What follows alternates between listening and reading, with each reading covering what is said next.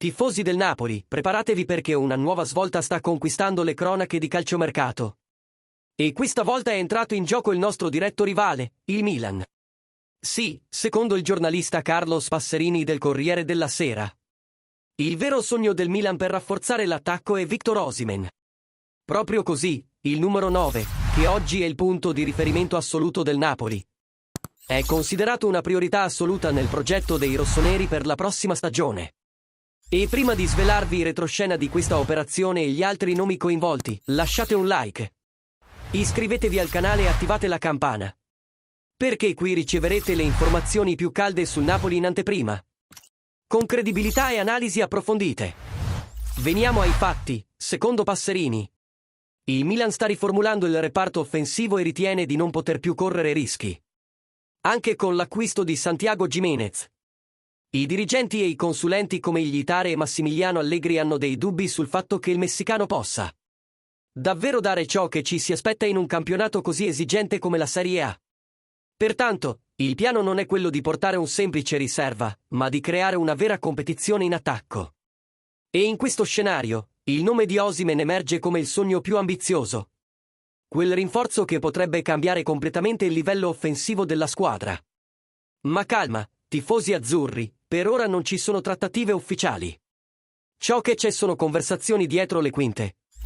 Analisi di fattibilità e un chiaro desiderio da parte del Milan di capire cosa sarebbe necessario per tentare qualcosa di più concreto alla fine della finestra di mercato. E sapete come funziona il mercato, vero? Quando ci sono soldi in ballo, l'ambizione della Champions League e giocatori aperti a nuove sfide, tutto può succedere.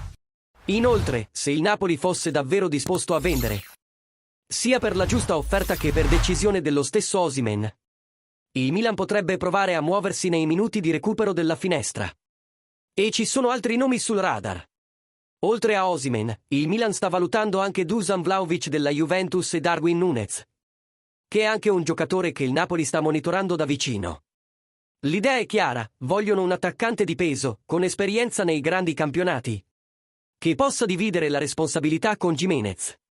E circolano anche voci che persino Moise Kean possa essere preso in considerazione, con una clausola rescissoria che può essere attivata solo nei primi giorni di luglio. In altre parole, il mercato sarà molto movimentato nelle prossime settimane e il Napoli è al centro di questi movimenti, sia come protagonista che come oggetto di desiderio. Ora, tifoso, dimmi qui nei commenti, accetteresti di vedere Victor Osimhen indossare la maglia del Milan? Pensi che il Napoli dovrebbe negoziare con un diretto rivale della Serie A?